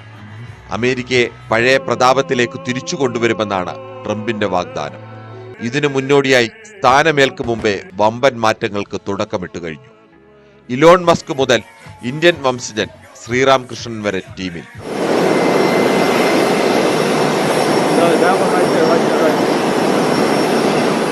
അമേരിക്കയിൽ അതിശൈത്യം കണക്കിലെടുത്ത് സത്യപ്രതിജ്ഞാ ചടങ്ങുകൾ തുറന്ന വേദിയിൽ നിന്നും ക്യാപിറ്റോൾ മന്ദിരത്തിനുള്ളിലേക്ക് മാറ്റി. 1985-ൽ റൊണാൾഡ് റീഗന്റെ സ്ഥാനാരോഹണത്തിനു ശേഷം ആദ്യമായാണ് ചടങ്ങുകൾ ഹാളിനുള്ളിലേക്ക് മാറ്റുന്നത്. കഴിഞ്ഞ തവണ ജോ ബൈഡനോട് പരാജയപ്പെട്ട ട്രംപ് ബൈഡന്റെ സത്യപ്രതിജ്ഞാ ചടങ്ങിൽ നിന്നും വിട്ടുനിന്നിരുന്നു. എന്നാൽ സ്ഥാനമൊഴിയുന്ന പ്രസിഡന്റ് ബൈഡൻ ട്രംപിന്റെ സത്യപ്രതിജ്ഞാ ചടങ്ങിൽ പങ്കെടുക്കും. വൈസ് പ്രസിഡന്റ് JD വാൻസും ട്രംപിനൊപ്പം ഇന്ന് അധികാരമേൽക്കും. സത്യപ്രതിജ്ഞയ്ക്ക് ശേഷം അടുത്ത 4 വർഷത്തേക്കുള്ള ഭരണ പദ്ധതി ട്രംപ് വിശദീകരിക്കും. വാഷിംഗ്ടൺ നാഷണൽ കത്തീഡ്രലിലെ പ്രാർത്ഥനയോടെയാവും ചടങ്ങുകൾ സമാപിക്കുക. International desk news 18. Kiran Babu വിവരങ്ങളുമായി. കിരൺ, അമേരിക്കയുടെ ചരിത്രത്തിൽ തന്നെ അപൂർവതയാണ് ഒരിടവേളയ്ക്ക് ശേഷം പ്രസിഡന്റ് ആയി വീണ്ടും ഒരാൾ എത്തുക എന്നത്. ഏറെ പരിഹസിക്കപ്പെട്ട് ഏറെ അപമാനിക്കപ്പെട്ടൊക്കെ മടങ്ങിയ ട്രംപ് വിജയശ്രീലാളിതനായി തിരിച്ച് അങ്ങനൊരു ചരിത്രം കൂടി തിരുത്തിയാണ് വരുന്നത് എന്നത് ശ്രദ്ധേയമാണ്. എങ്ങനെയൊക്കെയാണ് സത്യപ്രതിജ്ഞാ ചടങ്ങുകൾ ക്രമീകരിച്ചിരിക്കുന്നത്? ശ്രീജ, ഇന്ത്യൻ സമയം രാത്രി 10:30, അമേരിക്കൻ സമയം ഉച്ചയ്ക്ക് 12 മണിക്ക്. അമേരിക്കയിൽ അതിശൈത്യമാണ്. ഈ സമയത്താണ് സത്യപ്രതിജ്ഞാ ചടങ്ങുകൾ ആരംഭിക്കുന്നത്. സാധാരണഗതിയിൽ അമേരിക്കൻ പ്രസിഡന്റുമാരുടെ സത്യപ്രതിജ്ഞാ ചടങ്ങ് പുറത്ത് വിശാലമായ വേദിയിൽ വെച്ചാണ്. അങ്ങനെയാണ് ആദ്യം ട്രംപിന്റെ സത്യപ്രതിജ്ഞാ ചടങ്ങും ആലോചിച്ചത്. കഴിഞ്ഞ തവണയും ട്രംപ് സത്യപ്രതിജ്ഞ ചെയ്തത് ആ തരത്തിലായിരുന്നു. എന്നാൽ അമേരിക്കയിൽ ഇപ്പോൾ -6 മുതൽ 14 ഡിഗ്രി വരെയുള്ള തണുപ്പാണ്. ഈ സമയത്തടക്കം ശൈത്യക്കാറ്റ് വീശിയടിക്കാനുള്ള സാധ്യതയും കാലാവസ്ഥാ വകുപ്പ് മുൻകൂർ മുന്നറിയിപ്പ് നൽകിയിട്ടുണ്ട്. ഇത് പ്രമാണിച്ചാണ് അത് മന്ദിരത്തിനുള്ളിലേക്ക് മാറ്റുന്നത്. ക്യാപിറ്റൽ മന്ദിരത്തിനുള്ളിലെ അരീന ഹാളിലാണ് സത്യപ്രതിജ്ഞാ ചടങ്ങുകൾ നടക്കുന്നത്. 1985-ൽ റൊണാൾഡ് റീഗൻ 2ാം തവണ അമേരിക്കൻ പ്രസിഡന്റ് ആവുന്ന സമയത്തും ഇതുപോലെ ഹാളിനുള്ളിലായിരുന്നു സത്യപ്രതിജ്ഞാ ചടങ്ങുകളും പരേഡും ഒക്കെ നടത്തിയത്. അന്നും ഈ ശൈത്യക്കാറ്റ് കാരണം ഉള്ള മുന്നറിയിപ്പ് കാരണമായിരുന്നു ഈ പുറത്തു നിന്ന് പരേഡ് അകത്തേക്ക് മാറ്റിയത്. അകത്തായതുകൊണ്ട് ആ പരേഡിൽ ഏതെല്ലാം തരത്തിൽ മാറ്റങ്ങൾ വരുത്തും, എങ്ങനെയൊക്കെയാണ് നടത്തുന്നത് സംബന്ധിച്ച വിവരങ്ങൾ ഇപ്പോഴും പുറത്തു വന്നിട്ടില്ല. എന്തായാലും നേരത്തെ വിപുലമായ രീതിയിലേക്ക് അതിഥികളെ ക്ഷണിച്ചിരുന്നു. അതിഥികളെ ഉൾക്കൊള്ളാൻ കഴിയും, ടിക്കറ്റൊക്കെ എടുത്ത ആളുകൾ നിന്നിരുന്നു. അവർക്കെല്ലാം എന്തായാലും ഇത് അകത്ത് കയറി കാണാൻ കഴിയുന്നൊരവസ്ഥ ഇപ്പോൾ ഇല്ല. എന്തായാലും ഇന്ന് ഉച്ചയ്ക്ക് ഇന്നലെ തന്നെ ആഘോഷങ്ങൾ അമേരിക്കയുടെ വിവിധ ഭാഗങ്ങളിൽ ട്രംപ് അനുകൂലികൾ തുടങ്ങിക്കഴിഞ്ഞു. ഇന്നലെ ആയിരുന്നു അത്താഴ വിരുന്നുണ്ടായിരുന്നത്. ഇന്നലെ സ്വകാര്യ അത്താഴ വിരുന്നിൽ ഇന്ത്യയിൽ നിന്ന് റിലയൻസ് ഇൻഡസ്ട്രീസിന്റെ ചെയർമാൻ മുകേഷ് അംബാനിയും ഭാര്യ നിത അംബാനിയും പങ്കെടുക്കുന്നുണ്ടായിരുന്നു. ഇന്ന് ഇന്ത്യയുടെ ഔദ്യോഗിക പ്രതിനിധിയായി വിദേശകാര്യമന്ത്രി എസ് ജയശങ്കർ പങ്കെടുക്കുന്നുണ്ട്. മുകേഷ് അംബാനിയും ഈ സത്യപ്രതിജ്ഞാ ചടങ്ങിൽ ഇന്ത്യയിൽ നിന്ന് പങ്കെടുക്കുന്നുണ്ട്. അതോടൊപ്പം തന്നെ ലോകത്തെ പ്രധാനപ്പെട്ട രാജ്യങ്ങളുടെയൊക്കെ പ്രതിനിധികൾ ഈ സത്യപ്രതിജ്ഞാ ചടങ്ങിലേക്ക് ക്ഷണിച്ചിട്ടുണ്ട്. ഈ സത്യപ്രതിജ്ഞാ ചടങ്ങ് ആരംഭിക്കുമ്പോൾ തന്നെ അമേരിക്കയുടെ വിവിധ ഭാഗങ്ങളിൽ ട്രംപ് അനുകൂലികളുടെ നേതൃത്വത്തിൽ വിശാലമായ സ്ക്രീനുകളൊക്കെ ഒരുക്കി അവിടെ ആഘോഷ പരിപാടികളും ആസൂത്രണം ചെയ്തിട്ടുണ്ട്. മറ്റേതെങ്കിലും ഒരു പ്രസിഡന്റ് അമേരിക്കയിൽ അധികാരമേൽക്കുന്നത് പോലെയല്ല, ട്രംപിന്റെ രീതികളടക്കം പലപ്പോഴും വ്യത്യസ്തമാണ്. ആ തരത്തിലേക്കൊക്കെ അമേരിക്കൻ പ്രസിഡന്റ് നേതാക്കന്മാർ സാധാരണ പുലർത്തുന്ന നമ്മൾ പക്വതയെന്ന് കരുതുന്ന അല്ലെങ്കിൽ അങ്ങനെ കരുതി പോന്നിരുന്ന ഒരു രീതിയിൽ നിന്ന് വ്യത്യസ്തമായ രീതി സ്വീകരിക്കുന്ന ഒരാൾ കൂടിയാണ് ട്രംപ്. അതുകൊണ്ട് തന്നെ ട്രംപിന്റെ ഈ സ്ഥാനാരോഹണ ചടങ്ങിനെ ആഘോഷമാക്കാൻ തന്നെയാണ് ട്രംപിനെ അനുകൂലിക്കുന്ന വലിയൊരു വിഭാഗം ആളുകളുടെ തീരുമാനം. അത് രാജ്യത്തിന്റെ പല ഭാഗങ്ങളും ഉണ്ടാവും. കടുത്ത ശൈത്യമാണ് അമേരിക്കയിൽ എന്നുള്ളത് മാത്രമാണ് അവർക്ക് ഒരു വെല്ലുവിളിയായി മുന്നിൽ നിൽക്കുന്നത്. ട്രംപ് അഭിമാനത്തോടു കൂടിയാണ് ഇപ്പോൾ ലോകത്തിന് മുന്നിൽ തന്നെ പറഞ്ഞ വാക്കു പാലിച്ച ഒരു അഭിമാനത്തോടു കൂടിയാണ് ഇന്ന് അധികാരം ഏൽക്കുന്നത്. താൻ അധികാരം ഏൽക്കുന്നതിന് മുമ്പ് ഗസയിൽ വെടിനിർത്തൽ സ്ഥാപിക്കണം, അവിടെ യുദ്ധം അവസാനിപ്പിക്കണമെന്ന് കർശനമായ നിർദ്ദേശം ട്രംപ് നൽകിയിരുന്നു. ആ ഘട്ടത്തിലൊക്കെ ട്രംപ് അമേരിക്കയും ഇസ്രയേലുമായി വളരെ അടുത്ത ബന്ധമുള്ള ഗാഢവും അഗാധവുമായ ബന്ധമുള്ള രണ്ട് രാജ്യങ്ങളാണ്. ലോകത്ത് അത്രയേറെ ബന്ധമുള്ള രണ്ട് പ്രധാനപ്പെട്ട ശക്തികൾ എന്നൊക്കെ പറയാം. ആദ്യഘട്ടത്തിലൊക്കെ ഇസ്രയേൽ അതിന് വഴങ്ങിയിരുന്നില്ല. ഇസ്രയേലിലെ തന്നെ തീവ്ര വലതുപക്ഷ പാർട്ടികളടക്കം അതിശക്തമായ നിലപാടാണ് സ്വീകരിച്ചിരുന്നത്. പൂർണ്ണമായും ഹമാസിനെ ഇല്ലാതാക്കാതെ യുദ്ധം അവസാനിപ്പിക്കില്ല എന്നുള്ള നിലപാടായിരുന്നു.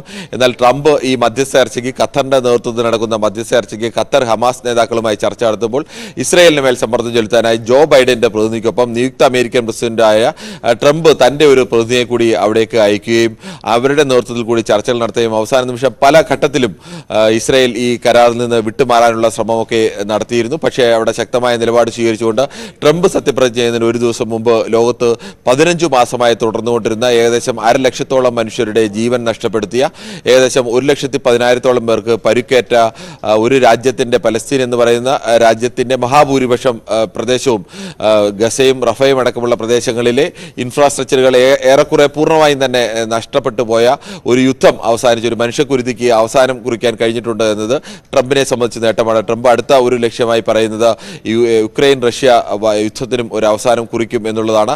അതിലും സ്വാഭാവികമായും അത്തരമൊരു പ്രതീക്ഷയുണ്ട്. എന്തായാലും കഴിഞ്ഞ തവണ വന്നതുപോലെയല്ല ട്രംപിന് ഇത്തവണ കുറെ കൂടി വാഗ്ദാനങ്ങൾ പാലിച്ച്, അല്ലെങ്കിൽ കഴിഞ്ഞ തവണ വലിയ വാഗ്ദാനങ്ങൾ നിന്നുകൊണ്ടാണ് ട്രംപ് വന്നെങ്കിൽ ഇത്തവണ കുറെ കൂടി വാഗ്ദാനങ്ങൾ പാലിച്ചുകൊണ്ടുള്ള അല്ലെങ്കിൽ ചിലതൊക്കെ നടപ്പാക്കിക്കൊണ്ടുകൂടിയാണ് ട്രംപ് അമേരിക്കയിൽ അധികാരത്തിലെത്തുന്നത്. ട്രംപിന്റെ ടീമിനെ സംബന്ധിച്ച് വലിയ പ്രത്യേകതയുണ്ട്. സാധാരണ എല്ലാ അമേരിക്കൻ പ്രസിഡന്റുമാരും സ്ഥാനമേൽക്കുന്നതിന് മുമ്പ് തന്നെ സ്വന്തം ടീം പ്രഖ്യാപിക്കും. ആ ടീമിൽ ഏറ്റവും വലിയ പ്രത്യേകത എന്ന് പറയുന്നത് ഇലോൺ മസ്കിനെ പോലെ ലോകത്തിന് കേട്ടാൽ ഭ്രാന്തനാശയങ്ങൾ എന്ന് തോന്നുന്നത് അവതരിപ്പിക്കുകയും ലോകത്ത് തന്നെ ഇന്ന് ഏറ്റവും വലിയ സമ്പന്നായി നിൽക്കുന്ന ഇലോൺ മസ്ക് അതൊക്കെ പ്രാവർത്തികമാക്കി നടപ്പാക്കിക്കൊണ്ട് ലോകത്തെ ഞെട്ടിക്കുകയും അത്ഭുതപ്പെടുത്തുകയും ഒക്കെ ചെയ്ത മനുഷ്യരാണ്. അങ്ങനെ ഇലോൺ മസ്കിനെ പോലെ ഒരാളെ സ്വന്തം ടീമിൽ ഉൾപ്പെടുത്തിക്കൊണ്ട് ആ തരത്തിലേക്ക് കൂടി ലോകത്തിന്റെ പുതിയ വിവര സാങ്കേതിക വിദ്യ, അതോടൊപ്പം തന്നെ ബഹിരാകാശ സാങ്കേതിക വിദ്യ, അങ്ങനെ ലോകം കീഴടക്കാൻ പോകുന്ന വലിയ സാങ്കേതിക മാറ്റങ്ങളുടെയൊക്കെ ഏറ്റവും മുൻനിരയിൽ നിന്ന് പ്രായോഗികമായി നടപ്പാക്കാൻ കഴിയുന്ന ഒരാളെ തന്നെ സ്വന്തം ടീമിൽ ഉൾപ്പെടുത്തുന്ന ട്രംപിന്റെ നയം. അതോടൊപ്പം തന്നെ ലോകരാജ്യങ്ങൾ പലപ്പോഴും ചെറിയ ആശങ്കയിലൊക്കെ നിൽക്കുന്ന രാജ്യങ്ങളും അല്ലെങ്കിൽ അങ്ങനെ നിൽക്കുന്ന രാജ്യങ്ങളും കാനഡ അടക്കം കാനഡയോട് അമേരിക്കയുമായി ചേർന്ന് കിടക്കുന്ന രാജ്യമാണ്. നിങ്ങൾ അമേരിക്കയുടെ ഒരു സ്റ്റേറ്റ് ആയിക്കോളൂ എന്ന് പറയുന്നു. കാനഡയ്ക്ക് മേൽ അധിക നികുതി ഭാരം ഏർപ്പെടുത്തും എന്നുള്ള ചില സൂചനകൾ വരുന്നു. ചൈനയുടെ ഇറക്കുമതി, ചൈനീസ് ഉൽപ്പന്നങ്ങൾ അമേരിക്കയിൽ വ്യാപകമായി വിറ്റഴിയുന്ന ചൈനീസ് ഉൽപ്പന്നങ്ങളുടെ ചൈനയുടെ വ്യാപാരം കുറയ്ക്കാൻ അതിന് ഇറക്കുമതി തീരുവ വർദ്ധിപ്പിക്കുമെന്നുള്ള സൂചനകൾ വരുന്നു. അതോടൊപ്പം തന്നെ തീവ്ര ദേശീയത, അമേരിക്കയുടെ സങ്കുചിത തീവ്ര ദേശീയത ഉയർത്തിക്കൊണ്ടുള്ള ചില നയങ്ങൾ വരുന്നു. അതിന് ചില മുന്നറിയിപ്പുകൾ കൂടി നൽകിയിട്ടുണ്ട്. ഇന്ത്യയൊക്കെ സംബന്ധിച്ചാണെങ്കിൽ ഡോളർ ശക്തിപ്പെട്ടാൽ സ്വാഭാവികമായും ഇന്ത്യൻ സാമ്പത്തിക വ്യവസ്ഥയ്ക്ക് തിരിച്ചടി ഉണ്ടാവാനുള്ള സാധ്യതയുണ്ട്. പക്ഷേ അത്തരം ഒരു ശക്തിപ്പെടലിലേക്ക് പോകാൻ അല്ലെങ്കിൽ അത്തരം തീരുമാനങ്ങളിലേക്കൊക്കെ പോകാനുള്ള സാധ്യത ഒരു വിഭാഗം നിരീക്ഷകർ തള്ളിക്കളയുന്നുണ്ട്. അങ്ങനെ പോയാൽ അമേരിക്കയ്ക്ക് തന്നെ അത് തിരിച്ചടിയാവാൻ സാധ്യതയുണ്ട് എന്ന് പറയുന്നു. എന്തായാലും എല്ലാം കാത്തിരുന്ന് കാണേണ്ടതാണ്. ഡൊണാൾഡ് ട്രംപ് രണ്ടാം ഊഴത്തിൽ അധികാരത്തിലെത്തുമ്പോൾ എന്തൊക്കെയായിരിക്കും അദ്ദേഹത്തിന്റെ പോളിസിയായി മുന്നോട്ട് വരിക എന്നത് കാത്തിരുന്ന് കാണണം. ഇന്ന് ഉച്ചയ്ക്ക് 12 മണിക്ക് അമേരിക്കൻ സമയം ഉച്ചയ്ക്ക് 12 മണിക്കാണ് സത്യപ്രതിജ്ഞ. ഇന്ത്യൻ സമയം രാത്രി 10:30. ഇസ്രയേൽ ഹമാസ് വെടിനിർത്തൽ കരാർ ഔദ്യോഗികമായി പ്രാബല്യത്തിൽ വന്നിരിക്കുന്നു. കരാർ അനുസരിച്ച് 3 ഇസ്രയേലി ബന്ദികളെ ഹമാസ് മോചിപ്പിച്ചു. ബന്ദികളായിരുന്ന 3 സ്ത്രീകളെ റെഡ് ക്രോസ് സൈന്യം വഴി ഇസ്രയേൽ സ്വീകരിച്ചു. 90 പലസ്തീൻ തടവുകാരെ ഇസ്രയേലും മോചിപ്പിച്ചു. കൊല്ലപ്പെട്ടത് 1,00,000-ഓളം മനുഷ്യർ, 1.25 ലക്ഷത്തോളം പേർക്ക് പരിക്ക്. 15 മാസമായി തുടരുന്ന ഇസ്രയേൽ ഹമാസ് യുദ്ധം വെടിനിർത്തൽ കരാറിലൂടെ അവസാനമാകുന്നത് ഈ കൂട്ടക്കുരുതിക്കാണ്. കരാർ നിലവിൽ വരുന്നതിന് പിന്നാലെ ഭക്ഷണവും മരുന്നുമായി 200ഓളം ട്രക്കുകൾ ഗസയിലേക്ക് കടന്നു. ഞായറാഴ്ച ഉച്ച മുതൽ വെടിനിർത്തൽ കരാർ എന്നതായിരുന്നു ധാരണ. എന്നാൽ വിട്ടയക്കാനുള്ള ബന്ദികളുടെ പട്ടിക നൽകാൻ ഹമാസ് വൈകി. പട്ടിക നൽകാതെ വെടിനിർത്താനാവില്ലെന്ന് അറിയിച്ച ഇസ്രയേൽ ഗസയ്ക്കുമേൽ വീണ്ടും വ്യോമാക്രമണം നടത്തി.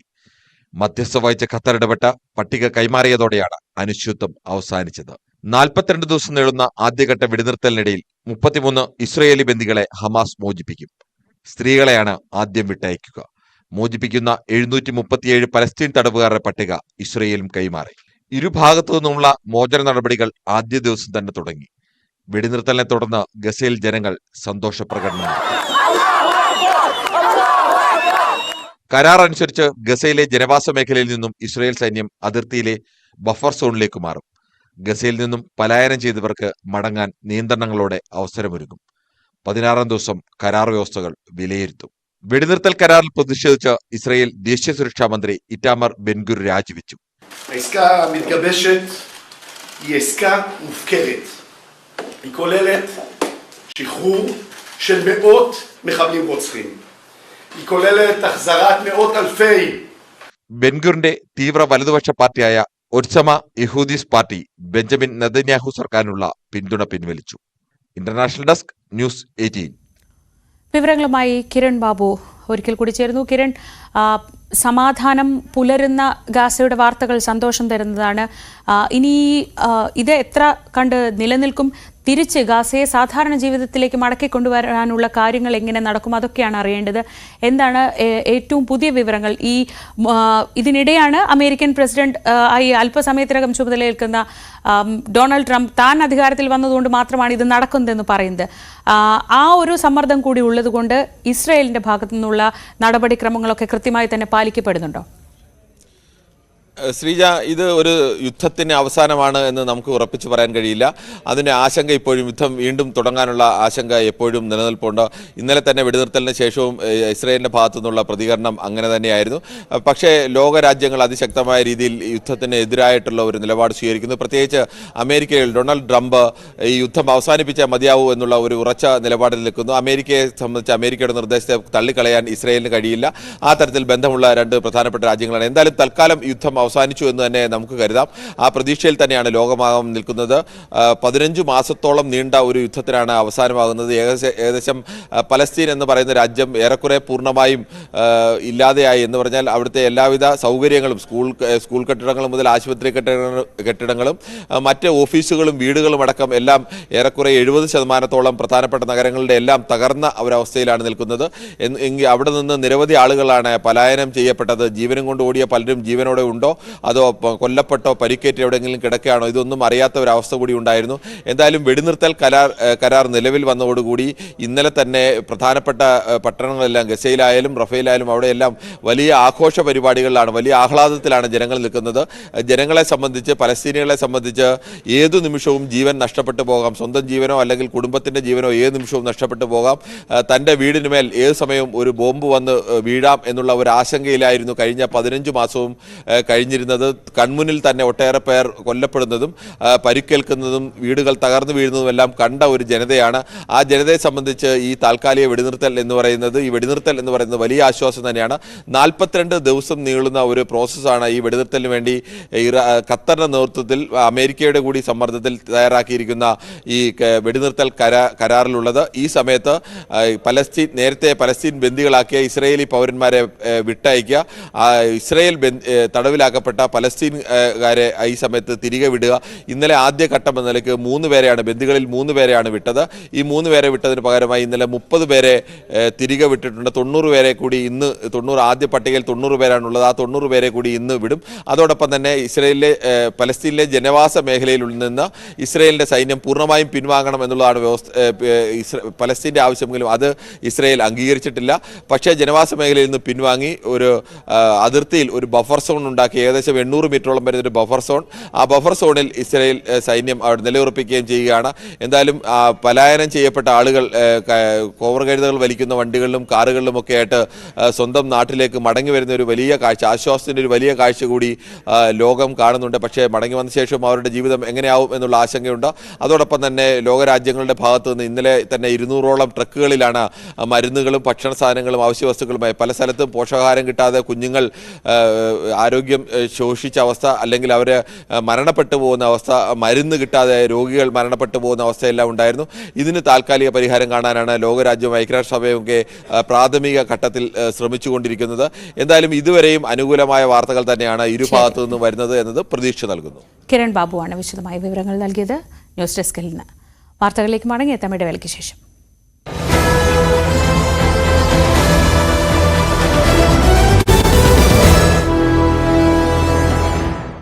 പലപ്പോഴും ട്രംപ് ആദ്യ തവണ പ്രസിഡന്റ് ആയിരിക്കുമ്പോഴും പിന്നീട് മത്സരിക്കുമ്പോഴും എല്ലാം അദ്ദേഹം പറയുന്ന പല വാക്കുകളും ലോകം അത്ഭുതത്തോടെയോ നേരത്തെ ശ്രീജ പറഞ്ഞതോടെ അല്പം കൗതുകത്തോടെയൊക്കെയാണ് അല്ലെങ്കിൽ പരിഹാസത്തോടു കൂടിയൊക്കെയാണ് കേട്ടിരുന്നത്. പക്ഷേ പല കാര്യങ്ങളിലും അങ്ങനെയല്ല. വീണ്ടും ആ പറഞ്ഞ കാര്യങ്ങളൊക്കെ നടപ്പാക്കിക്കൊണ്ട് തന്നെയാണ് അദ്ദേഹം മുന്നോട്ട് പോയത്. വീണ്ടും ഒരിക്കൽ കൂടി അമേരിക്കയുടെ ചരിത്രത്തിൽ തന്നെ ഒരു തവണ പ്രസിഡന്റ് ആയ ശേഷം പിന്നീട് ഒരു ഇടവേളയ്ക്ക് ശേഷം വീണ്ടും പ്രസിഡന്റ് ആവാൻ കഴിഞ്ഞ ആദ്യത്തെ ആൾ കൂടിയാണ് ട്രംപ്. ഇപ്പോൾ ഇന്ന് അധികാരമേൽക്കുമ്പോൾ താൻ അമേരിക്കയുടെ പ്രസിഡന്റായി ചുമതലയേൽക്കുന്നതിന് മുമ്പ് ഗസയിൽ യുദ്ധം അവസാനിപ്പിക്കുമെന്ന്, വെടിനിർത്തൽ കൊണ്ടുവരും എന്ന് ട്രംപ് പറഞ്ഞിരുന്നു. അത് അവസാന നിമിഷം വരെയും ഇസ്രായേൽ പലതരത്തിലുള്ള ചെറുത്തുനിൽപ്പുകളൊക്കെ ഇസ്രായേലിൻ്റെ ഭാഗത്തു നിന്നുണ്ടായി. ബെഞ്ചമിൻ നെതന്യാഹു സർക്കാരിൻ്റെ നിലനിൽപ്പിന് തന്നെ ഭീഷണി ഉയർത്തുന്ന രീതിയിൽ അവിടുത്തെ തീവ്ര വലതുപക്ഷ പാർട്ടികളടക്കം പിന്തുണ പിൻവലിക്കുന്ന അവസ്ഥയൊക്കെ ഉണ്ടായി. ബെൻഗുറിൻ്റെ അവിടുത്തെ രാജ്യരക്ഷാ മന്ത്രി ബെൻഗുറിൻ്റെ പാർട്ടിയടക്കം പിന്തുണ പിൻവലിച്ചു. പക്ഷേ ഇതെല്ലാം ഉണ്ടായെങ്കിലും ട്രംപ് പറഞ്ഞ വാക്കിൽ ഉറച്ചു നിൽക്കുകയും അതോടൊപ്പം തന്നെ ട്രംപിൻ്റെ പ്രതിനിധിയെ തന്നെ നേരിട്ട് ഈ ചർച്ചയിലേക്ക് അയക്കുകയും, ബൈഡൻ്റെ പ്രതിനിധിയാണ് യഥാർത്ഥത്തിൽ നിയുക്ത അമേരിക്കൻ പ്രസിഡന്റ് പ്രതിനിധി കൂടിയാണ്, നിലവിലുള്ള അമേരിക്കൻ പ്രസിഡന്റ് ബൈഡന്റെ പ്രതിനിധിക്കൊപ്പം ട്രംപിന്റെ പ്രതിനിധിയെ കൂടി ഈ ചർച്ചയ്ക്ക് അയക്കുകയും വളരെ കൃത്യമായി തന്നെ ഇന്ന് ട്രംപ് സത്യപ്രതിജ്ഞ ചെയ്ത് അധികാരമേൽക്കുമെങ്കിൽ ഇന്നലെ തന്നെ ഒരു ദിവസം മുമ്പ് തന്നെ ഗസയിലെ യുദ്ധം, അതും 15 മാസത്തോളം നീണ്ട യുദ്ധമാണ് എന്ന് നോക്കണം. ഇസ്രായേലിനെ പോലെ അമേരിക്കയുമായി ഏറ്റവും കൂടുതൽ അടുത്ത ഗാഠബന്ധമുള്ള ഒരു രാജ്യത്ത് ആഭ്യന്തരമായി വലിയ എതിർപ്പുകൾ ഉണ്ടെങ്കിലും അതിനെല്ലാം മറികടന്നുകൊണ്ട് യുദ്ധം അവസാനിപ്പിക്കുമെന്ന തൻ്റെ വാക്ക് പാലിച്ചുകൊണ്ട് അത് അവസാനിപ്പിക്കാൻ കഴിഞ്ഞു. അങ്ങനെ ഒരു ലോകത്തിന് മുന്നിൽ പറഞ്ഞ വാക്ക് പാലിച്ചു എന്ന വലിയ അഭിമാനത്തോടു കൂടി തന്നെയാണ് ട്രംപ് ഇന്ന് അമേരിക്കയുടെ 47ാമത് പ്രസിഡന്റായി അധികാരമേൽക്കുന്നത്. അതോടൊപ്പം തന്നെ ട്രംപ് അധികാരത്തിലേൽക്കുമ്പോൾ മറ്റ് പല പ്രസിഡന്റുമാരുടെയും നയങ്ങളെയൊക്കെ സംബന്ധിച്ച് സ്വാഭാവികമായും അത് എങ്ങനെയാണ് എന്ന് മുൻകൂട്ടി തിരിച്ചറിയാനുള്ള കഴിവൊക്കെ, അല്ലെങ്കിൽ മുൻകൂട്ടി തിരിച്ചറിയാൻ കഴിയും അവരുടെ രീതികളും അവർ സ്വീകരിച്ച നിലപാടുകളും ഒക്കെ ഉണ്ട്. പക്ഷേ ട്രംപിനെ സംബന്ധിച്ച് പലപ്പോഴും അങ്ങനെയല്ല. അദ്ദേഹം അപ്രതീക്ഷിതമായി തീരുമാനങ്ങൾ എടുക്കുന്ന ഒരു വ്യക്തി കൂടിയാണ്. പ്രത്യേകിച്ച് തൊട്ടടുത്ത രാജ്യമായ കാനഡയൊക്കെ അമേരിക്കയോടൊപ്പം ചേരൂ, നിങ്ങളെ അമേരിക്കയുടെ മറ്റൊരു സംസ്ഥാനമാക്കി മാറ്റാം എന്നടക്കമുള്ള പ്രസ്താവനകൾ വരുന്നു. ഇനി കാനഡയിൽ നിൽക്കി കൂടുതൽ നികുതി നിർദ്ദേശങ്ങൾ വരാൻ പോകുന്നു എന്ന ആശങ്ക ഒരു ഭാഗത്ത് നിലനിൽക്കുന്നു. അപ്പോൾ കാനഡയിലെ ജനങ്ങളുടെ ഭാഗത്ത് നിന്ന് ആ തരത്തിലേക്കുള്ള അമേരിക്കയുമായി അത്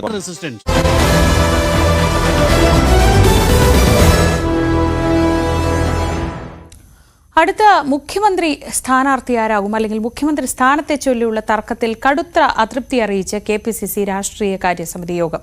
പ്രവർത്തകർക്കിടയിൽ ഇത് ആശയക്കുഴപ്പം സൃഷ്ടിക്കുമെന്നും തെറ്റായ സന്ദേശം നൽകുമെന്നുമായിരുന്നു വിമർശനം. തദ്ദേശ തെരഞ്ഞെടുപ്പിന് ഒരുങ്ങുന്ന പശ്ചാത്തലത്തിൽ നേതൃത്വം ഐക്യത്തോടെ മുന്നോട്ടു പോകണമെന്നും യോഗം ആവശ്യപ്പെട്ടു. അതേസമയം പുനഃസംഘടനാ ചർച്ചയിൽ അന്തിമ തീരുമാനമെടുക്കുന്നതിന് മുന്നോടിയായി AICC general secretary Deepa Das Munshi രാഷ്ട്രീയകാര്യ സമിതി അംഗങ്ങളുമായി ഇന്ന് കൂടിക്കാഴ്ച നടത്തും. പ്രാധാന്യം കൊടുക്കേണ്ടത് തെരഞ്ഞെടുപ്പ് വിജയത്തിനാണെന്നും മുഖ്യമന്ത്രി സ്ഥാനത്തെ ചൊല്ലിയുള്ള തർക്കം അനവസരത്തിലാണെന്നുമുള്ള കോൺഗ്രസ് പ്രവർത്തക സമിതി അംഗം AK ആന്റണിയുടെ തുറന്നു പറച്ചിലിന് പിന്നാലെയാണ് PJ കുര്യൻ ഉൾപ്പെടെയുള്ള നേതാക്കളും രാഷ്ട്രീയകാര്യ സമിതി യോഗത്തിൽ തുറന്നടിച്ചത്. മുഖ്യമന്ത്രി കസേരയെ ചൊല്ലിയുള്ള അവകാശവാദം കൊണ്ട് പാർട്ടിക്ക് ദോഷം മാത്രമേ ഉണ്ടാകൂ, ഇത് തെറ്റായ സന്ദേശം നൽകുമെന്നും PJ കുര്യൻ. കഴിഞ്ഞയാഴ്ച ചേരാനിരുന്ന രാഷ്ട്രീയകാര്യ സമിതി യോഗം അപ്രതീക്ഷിതമായി മാറ്റിവെച്ചതും പ്രതിപക്ഷ നേതാവ് KPCC നേതൃയോഗത്തിൽ പങ്കെടുക്കാതിരുന്നതും അനാവശ്യ ചർച്ചകൾക്ക് വഴിവെച്ചെന്നും യോഗത്തിൽ വിമർശനമുയർന്നു. K സുധാകരനും VD സതീശനും തമ്മിൽ അഭിപ്രായ വ്യത്യാസങ്ങൾ മറന്ന് ഐക്യത്തോടെ മുന്നോട്ടു പോയേ മതിയാകുമെന്നും നേതാക്കൾ ആവശ്യമുന്നയിച്ചു. വരാനിരിക്കുന്നത് പ്രവർത്തകരുടെ തെരഞ്ഞെടുപ്പാണെന്നും നേതൃത്വം ഭിന്നതകൾ മറന്ന് ഒന്നിക്കണമെന്നുമായിരുന്നു രമേശ് ചെന്നിത്തലയുടെ നിലപാട്. പാർട്ടി പുനഃസംഘടനയിൽ ദളിത് പ്രാതിനിധ്യം ഉറപ്പുവരുത്തണമെന്ന് കൊടിക്കുന്നിൽ സുരേഷും ആവശ്യപ്പെട്ടു. പുനഃസംഘടന അനാവശ്യമായി നീട്ടിക്കൊണ്ടു പോകരുതെന്നും സമയബന്ധിതമായി ചർച്ചകൾ പൂർത്തിയാക്കണമെന്നും AICC ജനറൽ സെക്രട്ടറി ദീപാദാസ് മുൻഷിയെ സമിതി അംഗങ്ങൾ അറിയിച്ചു. അതേസമയം PV അൻവറിനെ ഒപ്പം ചേർക്കുന്ന വിഷയത്തിൽ തീരുമാനം UDF വിശാല നേതൃയോഗത്തിന് വിട്ടു. തലപ്പത്ത് തൽസ്ഥിതി തുടർന്നുകൊണ്ട് തദ്ദേശ തെരഞ്ഞെടുപ്പിന് ഒരുങ്ങാനുള്ള ആഹ്വാനമാണ് യോഗത്തിലുണ്ടായത്. പുനഃസംഘടനയിൽ സംസ്ഥാനത്തെ മുതിർന്ന നേതാക്കളുടെ നിലപാടറിയാൻ ദീപാദാസ് മുൻഷി പ്രത്യേക കൂടിക്കാഴ്ചകൾ നടത്തും. നേതാക്കളുമായി നടത്തുന്ന ചർച്ചകളുടെ അടിസ്ഥാനത്തിലുള്ള റിപ്പോർട്ട് ഹൈക്കമാൻഡിന് കൈമാറും. ഇതിന്റെ അടിസ്ഥാനത്തിലാവും ദേശീയ നേതൃത്വത്തിന്റെ തുടർ നീക്കങ്ങൾ. ന്യൂസ് 18 തിരുവനന്തപുരം. പാലക്കാട് ബ്രൂവറി വിവാദത്തിൽ മന്ത്രിസഭാ യോഗ തീരുമാനത്തിൽ എതിർപ്പറിയിക്കാൻ എലപ്പുള്ളി പഞ്ചായത്ത് ഇന്ന് യോഗം ചേരും. തീരുമാനത്തിനെതിരെ പഞ്ചായത്ത് പ്രമേയം പാസാക്കിയേക്കും. ജലദൌർലഭ്യം ചൂണ്ടിക്കാട്ടി സർക്കാരിനെ എതിർപ്പ് അറിയിക്കാനാണ് പഞ്ചായത്തിന്റെ തീരുമാനം. നേരത്തെ തീരുമാനത്തിനെതിരെ പ്രതിഷേധവുമായി പഞ്ചായത്ത് പ്രസിഡന്റ് രേവതി ബാബു രംഗത്തെത്തിയിരുന്നു. ഇന്ന് നിയമസഭയിലേക്ക് യൂത്ത് കോൺഗ്രസ് ഈ വിഷയവുമായി ബന്ധപ്പെട്ട് മാർച്ചും നടത്തുന്നുണ്ട്. കോയമ്പത്തൂരിൽ നിന്നുള്ള ഒരു കാട്ടാനയുടെ പരാക്രമത്തിന്റെ കാഴ്ചകളിലേക്കാണ് ഇനി. വീടിന്റെ അടുക്കള ഈ കാട്ടാനയുടെ ആക്രമണത്തിൽ ഭാഗികമായി തകർന്നു. അരി നൽകിയതോടെയാണ് ആന പിൻവാങ്ങിയത്.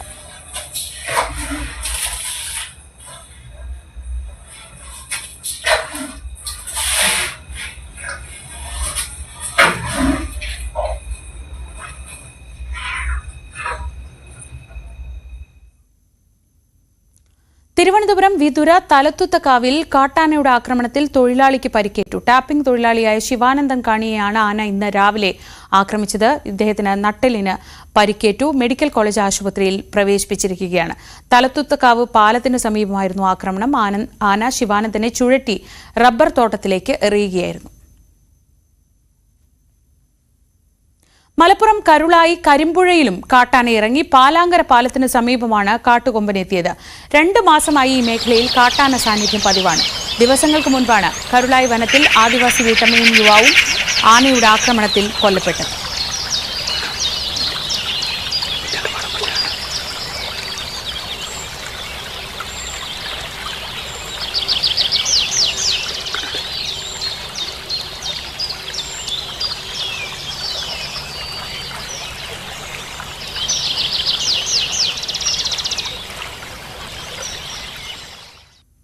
രാവിലെ പൂർണ്ണമാവുകയാണ്. ഇനി വാർത്തകൾക്ക് ചൂട് പിടിക്കുന്ന സമയമാണ്.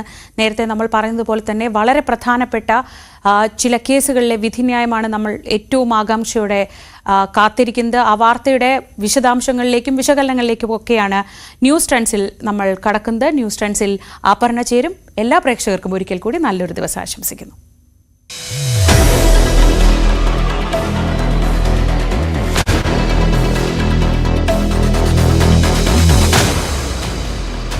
പലപ്പോഴും ട്രംപ് ആദ്യ തവണ പ്രസിഡന്റ് ആയിരിക്കുമ്പോഴും പിന്നീട് മത്സരിക്കുമ്പോഴും എല്ലാം അദ്ദേഹം പറയുന്ന പല വാക്കുകളും ലോകം അത്ഭുതത്തോടെയോ നേരത്തെ ശ്രീജ പറഞ്ഞതോടെ അല്പം കൗതുകത്തോടെയൊക്കെയാണ് അല്ലെങ്കിൽ പരിഹാസത്തോടു കൂടിയൊക്കെയാണ് കേട്ടിരുന്നത്. പക്ഷേ പല കാര്യങ്ങളിലും അങ്ങനെയല്ല. വീണ്ടും ആ പറഞ്ഞ കാര്യങ്ങളൊക്കെ നടപ്പാക്കിക്കൊണ്ട് തന്നെയാണ് അദ്ദേഹം മുന്നോട്ട് പോയത്. വീണ്ടും ഒരിക്കൽ കൂടി അമേരിക്കയുടെ ചരിത്രത്തിൽ തന്നെ ഒരു തവണ പ്രസിഡന്റ് ആയ ശേഷം പിന്നീട് ഒരു ഇടവേളയ്ക്ക് ശേഷം വീണ്ടും പ്രസിഡന്റ് ആവാൻ കഴിഞ്ഞ ആദ്യത്തെ ആൾ കൂടിയാണ് ട്രംപ്.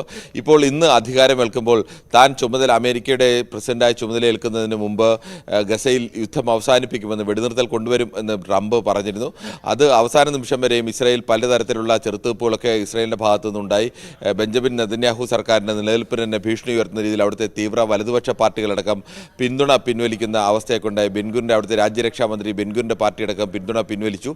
പക്ഷേ ഇതെല്ലാം ഉണ്ടായെങ്കിലും ട്രംപ് പറഞ്ഞ വാക്കിൽ ഉറച്ചു നിൽക്കുകയും അതോടൊപ്പം തന്നെ ട്രംപിൻ്റെ പ്രതിനിധിയെ തന്നെ നേരിട്ട് ഈ ചർച്ചയിലേക്ക് അയക്കുകയും, ബൈഡൻ്റെ പ്രതിനിധിയാണ് യഥാർത്ഥത്തിൽ നിയുക്ത അമേരിക്കൻ പ്രസിഡന്റ് പ്രതിനിധി കൂടിയാണ്, നിലവിലുള്ള അമേരിക്കൻ പ്രസിഡന്റ് ബൈഡന്റെ പ്രതിനിധിക്കൊപ്പം ട്രംപിന്റെ പ്രതിനിധിയെ കൂടി ചർച്ചയ്ക്ക് അയക്കുകയും വളരെ കൃത്യമായി തന്നെ ഇന്ന് ട്രംപ് സത്യപ്രതിജ്ഞ ചെയ്ത് അധികാരമേൽക്കുമെങ്കിൽ ഇന്നലെ തന്നെ ഒരു ദിവസം മുമ്പ് തന്നെ ഗസയിലെ യുദ്ധം, അതും 15 മാസത്തോളം നീണ്ട യുദ്ധമാണ് എന്ന് നോക്കണം.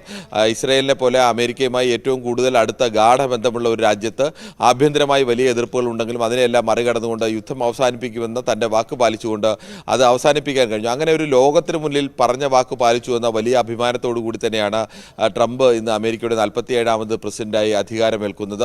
അതോടൊപ്പം തന്നെ ട്രംപ് അധികാരത്തിലേൽക്കുമ്പോൾ മറ്റ് പല പ്രസിഡന്റുമാരുടെയും നയങ്ങളെയൊക്കെ സംബന്ധിച്ച് സ്വാഭാവികമായും അത് എങ്ങനെയാണ് എന്ന് മുൻകൂട്ടി തിരിച്ചറിയാനുള്ള കഴിവൊക്കെ, അല്ലെങ്കിൽ മുൻകൂട്ടി തിരിച്ചറിയാൻ കഴിയും അവരുടെ രീതികളും അവർ സ്വീകരിച്ച നിലപാടുകളും ഒക്കെ ഉണ്ട്. പക്ഷേ ട്രംപിനെ സംബന്ധിച്ച് പലപ്പോഴും അങ്ങനെയല്ല. അദ്ദേഹം അപ്രതീക്ഷിതമായി തീരുമാനങ്ങൾ എടുക്കുന്ന ഒരു വ്യക്തി കൂടിയാണ്. പ്രത്യേകിച്ച് തൊട്ടടുത്ത രാജ്യമായ കാനഡയൊക്കെ അമേരിക്കയോടൊപ്പം ചേരൂ, നിങ്ങളെ അമേരിക്കയുടെ മറ്റൊരു സംസ്ഥാനമാക്കി മാറ്റാം എന്നടക്കമുള്ള പ്രസ്താവനകൾ.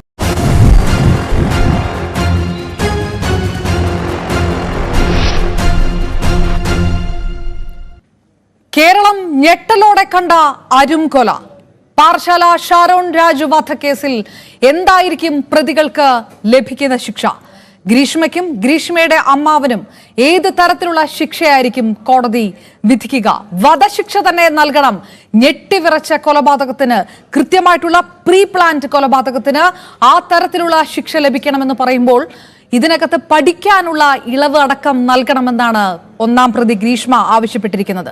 ഉറ്റുനോക്കുന്നു ഏത് തരത്തിലുള്ള ശിക്ഷാവിധി വരും നെയ്യാറ്റിൻകര കോടതിയുടെ ഭാഗത്തു നിന്ന്. തുടങ്ങുന്നു ന്യൂസ് ട്രെൻഡ്സ്. സ്വാഗതം. ഷാരോൺ വധക്കേസിൽ ഗ്രീഷ്മയ്ക്കും അമ്മാവനുമുള്ള ശിക്ഷാവിധി ഇത്. പ്രതികളെ കോടതിയിലെത്തിച്ചു. ഗ്രീഷ്മയ്ക്ക് തൂക്കുകയർ നൽകണമെന്ന് ഷാരോണിന്റെ കുടുംബം. പ്രായത്തിന്റെ പരിഗണന നൽകണം, പഠിക്കാൻ ഇളവ് നൽകണമെന്ന് ഗ്രീഷ്മ.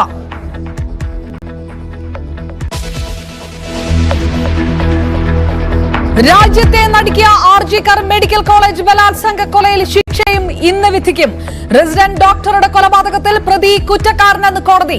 സഞ്ജയ് റോയ്ക്കുള്ള ശിക്ഷ വിധിക്കുന്നത് ശാസ്ത്രീയ തെളിവുകളുടെ അടിസ്ഥാനത്തിൽ.